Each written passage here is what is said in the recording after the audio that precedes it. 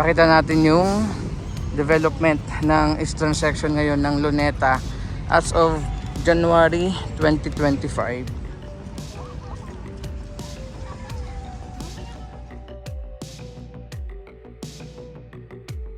So before kasi dito yung nakalagay sa gitnang bahagi yung statue o rebulto po ni Lapu-Lapu na nilipat doon sa may kabila, facing dun sa kabilang section naman ng Luneta.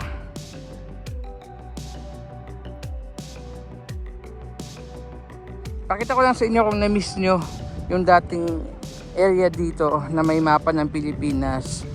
So dito yung banda. So, abangan natin kung ano bang ilalagay dito sa part na to, kasi as you can see po, bakanting bakante pa, puro lang ng mga damo.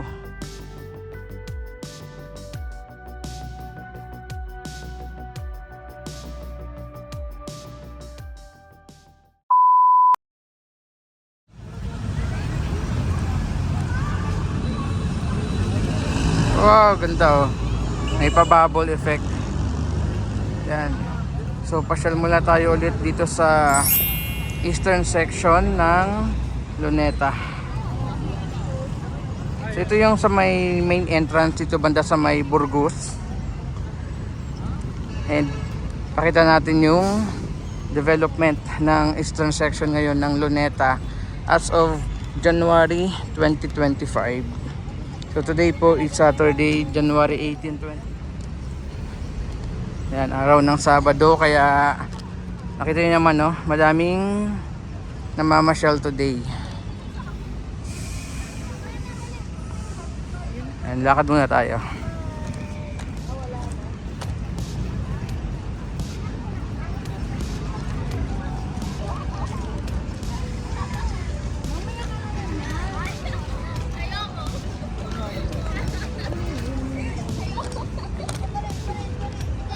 Yan, ganda kasi talagang clean and green na yung makikita nyo dito.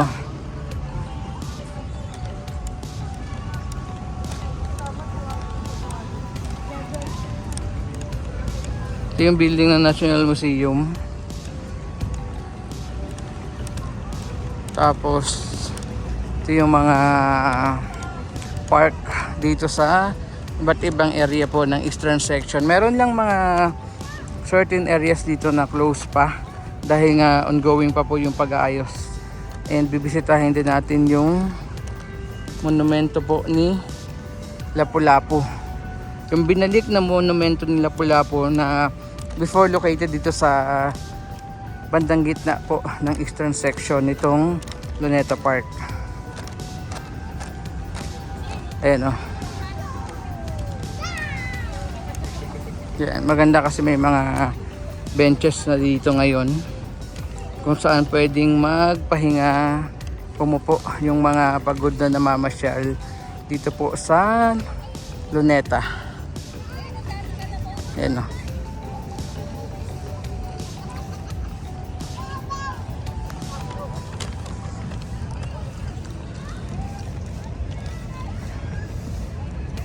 Okay, so ikot ko muna yung ating camera para makita niyo po.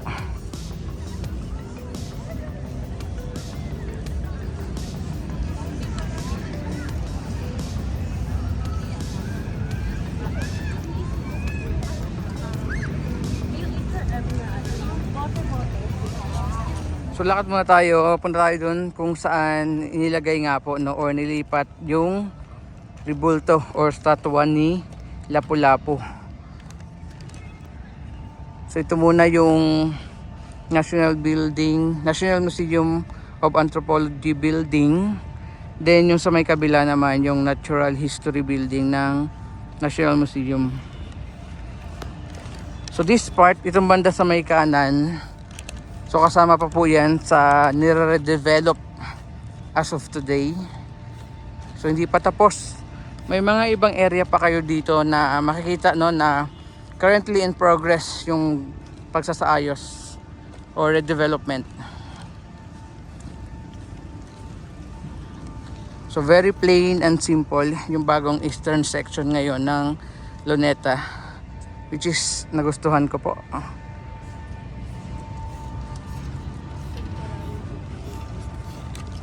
And this part, mga inaayos pa yan.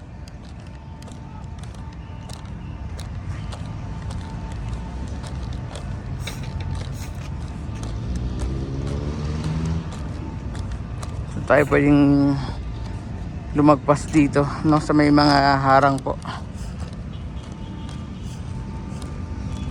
Yan o. So pakita ko naman muna yung view sa area na to. Yan. Tapos andito na yung dibulto ni Lapu-Lapu.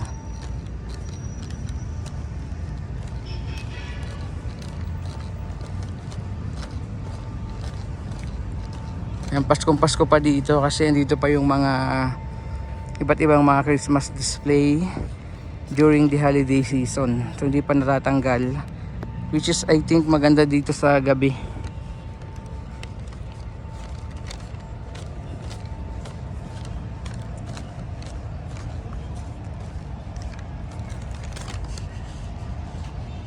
So yun nga lang, hindi pa tayo makapunta dyan sa may bandang part na yan, oh. So pasilip po na lang sa inyo yung kuha habang tayo ay dumadaan doon sa may kabila.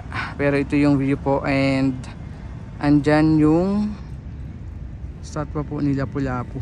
Yun nga nakatalikod sa atin since facing siya doon sa may kabilang area po ng Luneta. Yan.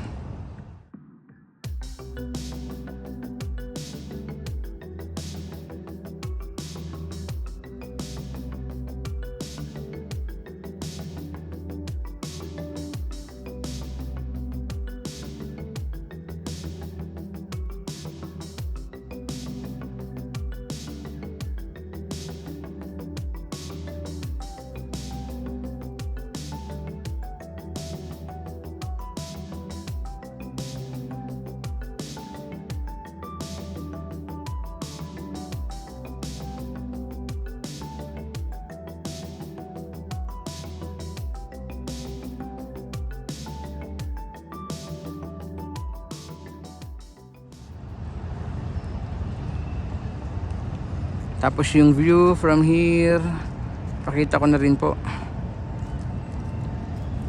Ano, di ba?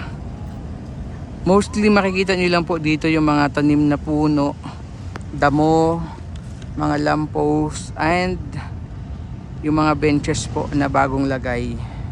At syempre yung dalawang building ng National Museum. Okay, so balik tayo dito kay Lapu-Lapu.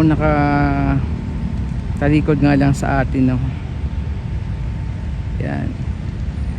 Baka sa mga susunod na linggo mapuntahan na natin yung area na yan na inayos din, no, diyan sa may harapan niya. Medyo malawak pa yung area diyan sa may harap po niya.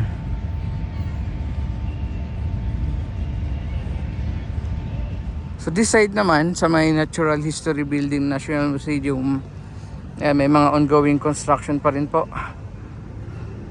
Ano,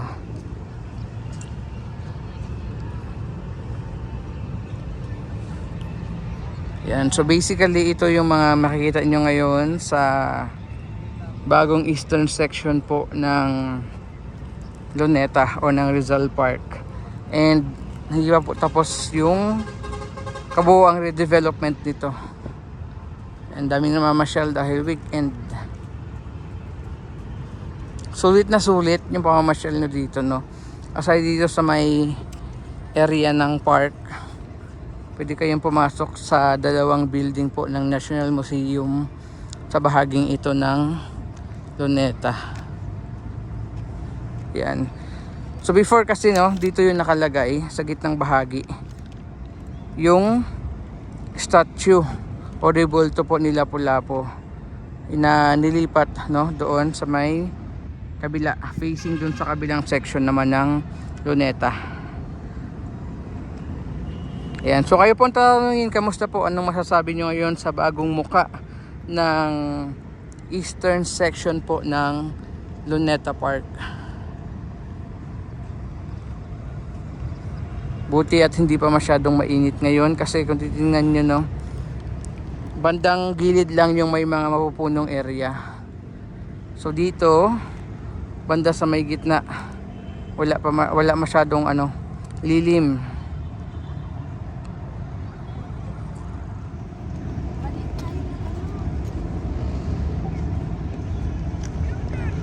So kung kanina doon tayo pumasok sa may Burgos, doon sa kabila, dito naman tayo exit sa may Calao.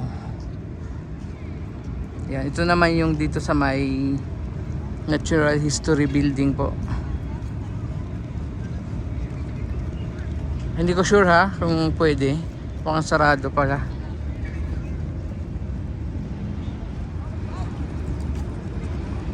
Ay, mukhang sarado pala, hindi pala tayo makapag-exit ata dito. May ginagawa din.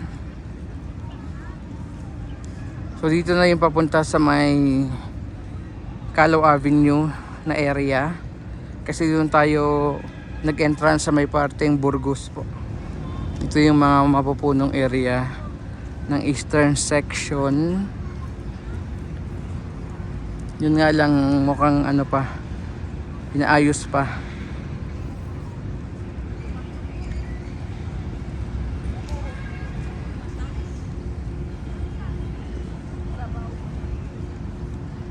Pakita ko lang sa inyo kung na-miss nyo yung dating area dito na may mapa ng Pilipinas.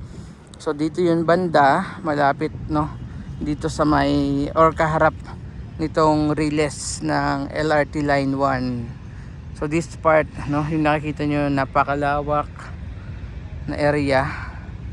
Yan, nabakante pa hanggang ngayon. Diyan dati nakalagay yung mapa ng Pilipinas. Tapos yung view naman dito. So basically ito yung makikita nyo ngayon sa eastern section po ng Luneta. Ayan. So abangan natin kung ano bang ilalagay dito sa part na to. Kasi as you can see po, bakanting bakante pa, puro lang ng mga damo. Which is before may mapa ng Pilipinas. Daming nakamiss kasi dyan sa mapa na yan,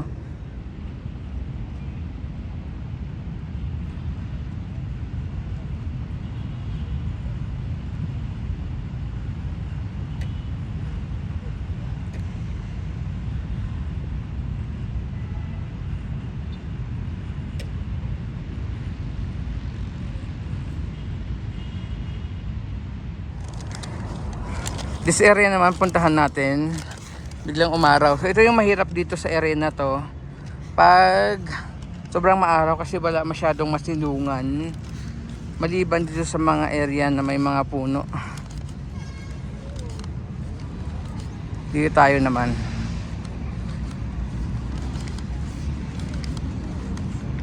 Sarado pala.